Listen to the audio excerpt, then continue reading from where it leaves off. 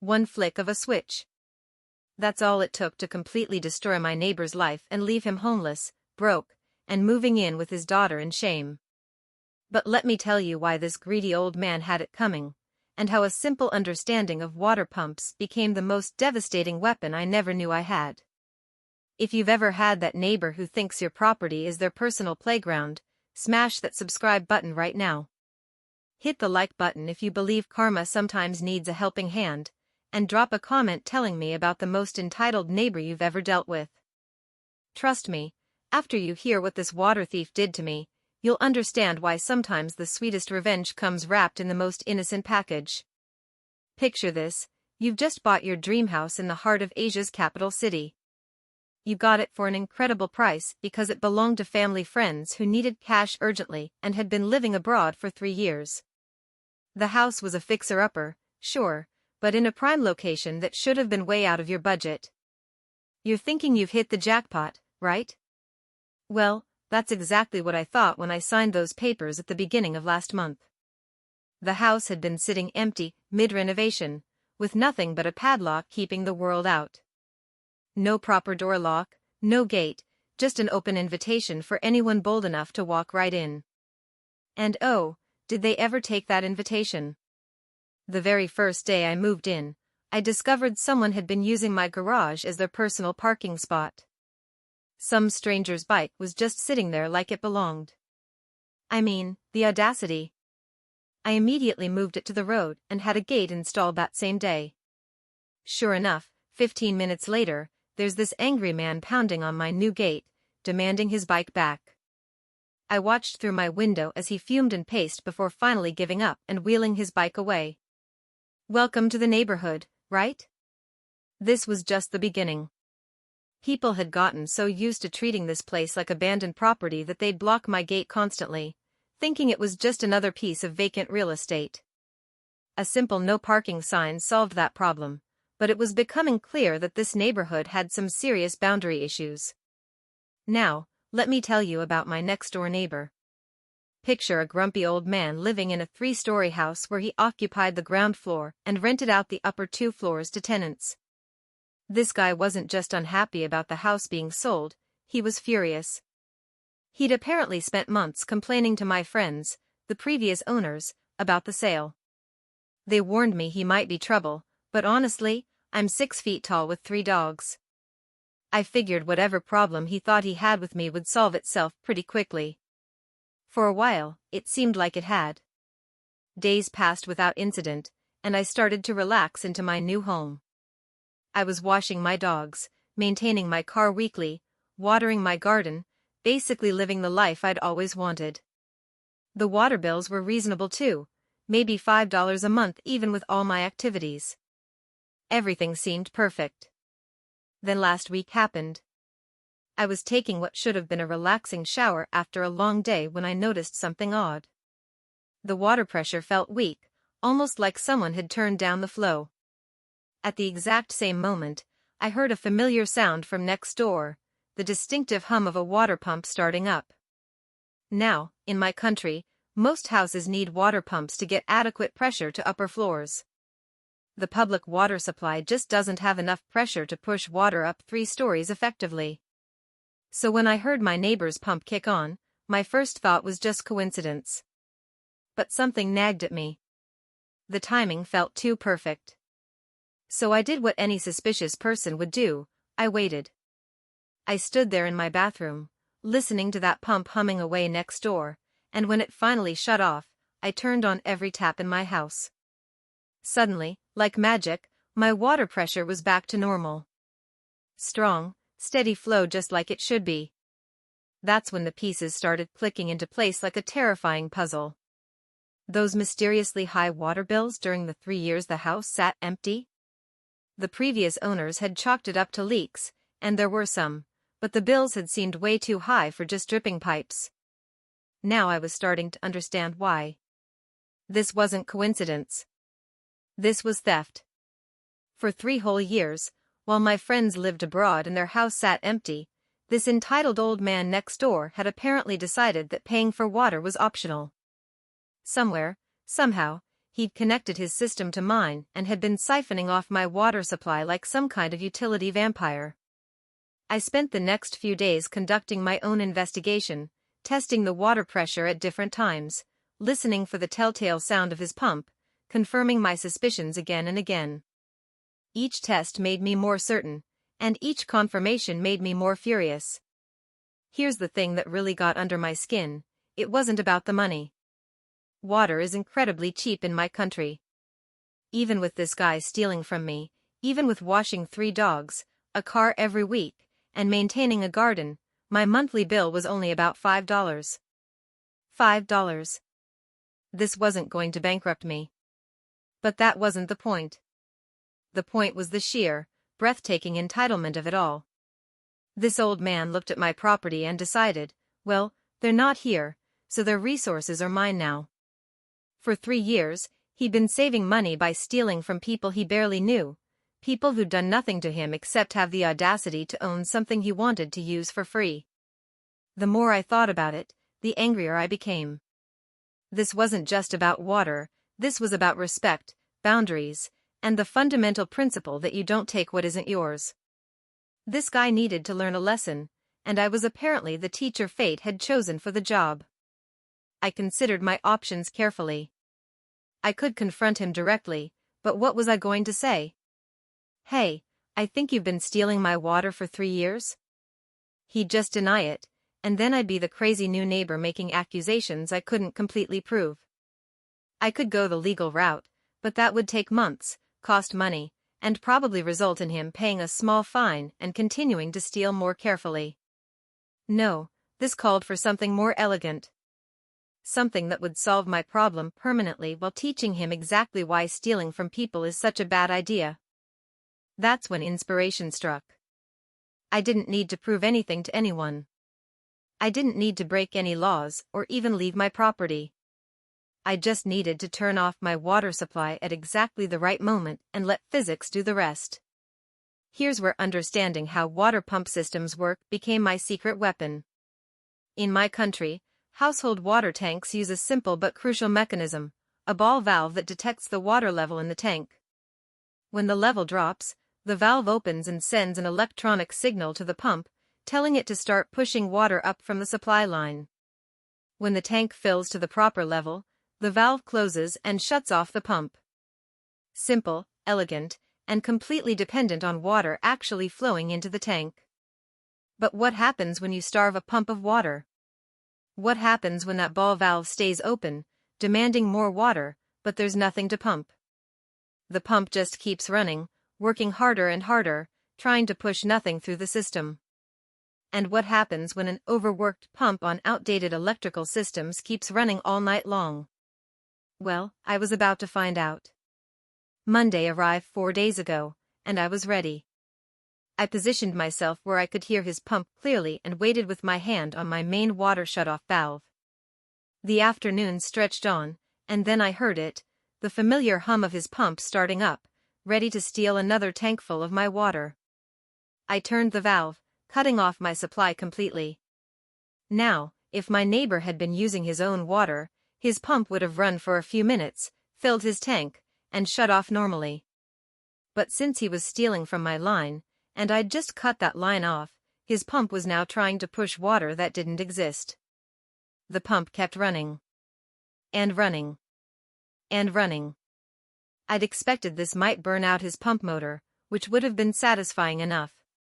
A few $100s in repair costs and some very unhappy tenants when their water stopped working, that seemed like appropriate consequences for 3 years of theft. But I hadn't counted on just how old and outdated his electrical system was. This wasn't a modern house with updated wiring and proper safety systems. This was apparently a house still running on 1990s electrical infrastructure, and that infrastructure was not designed to handle a water pump running continuously for hours. Around 3 in the morning, I was jolted awake by voices. Not just any voices, panicked, confused voices coming from next door. I could hear multiple people talking, their voices carrying in the quiet night air, all asking the same question: why was their house the only one in the neighborhood without power? That's when I realized my simple plan had worked better than I'd ever imagined.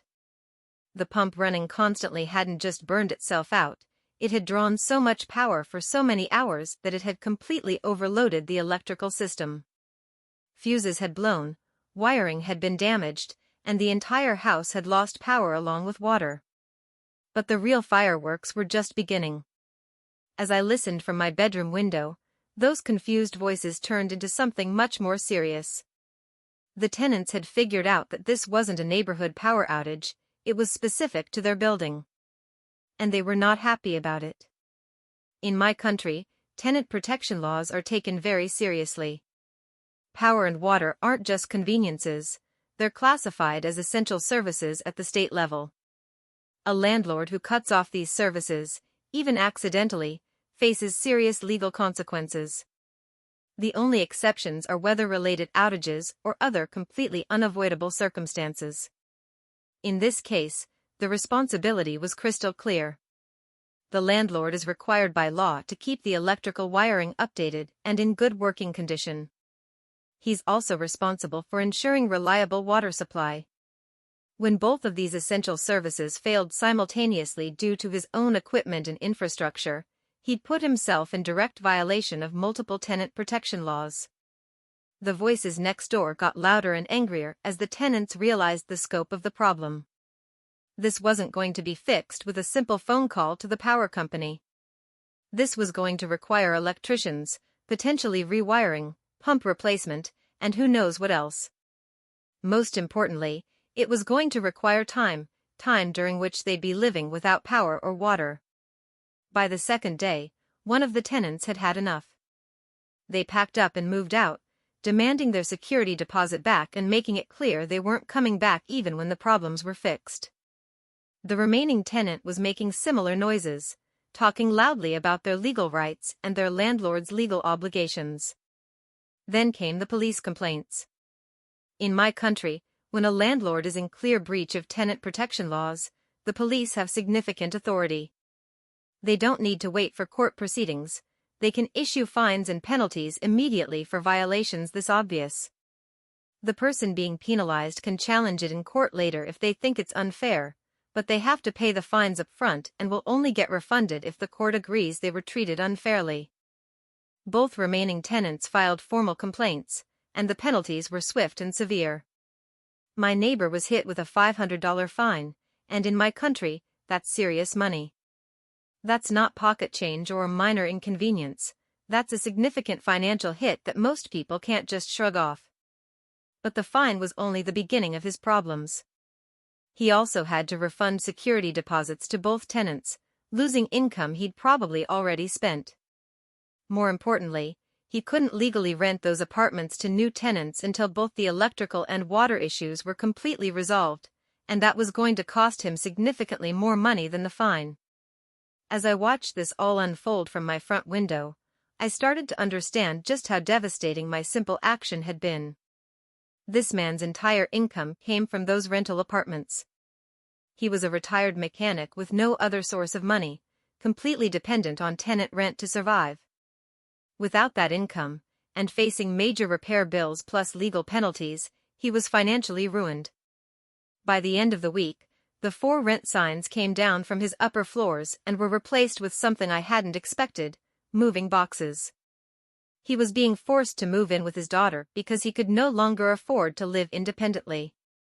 The man who'd thought he was clever enough to steal my water for 3 years without consequences was now losing his home, his independence, and his financial stability all because of one turned valve.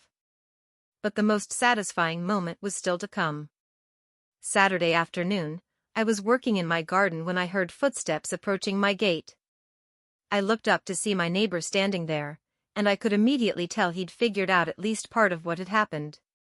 His pump motor had been examined, the electrical damage had been assessed, and someone had probably mentioned that the water supply issues seemed to coincide with problems at the house next door. He cleared his throat and asked, "Did you turn off your water recently?" Now, this was the moment I'd been preparing for. I could have confronted him directly about the theft. I could have let him know that I knew exactly what he'd been doing for 3 years and that his current situation was perfectly deserved karma. I could have made him squirm and admit his wrongdoing.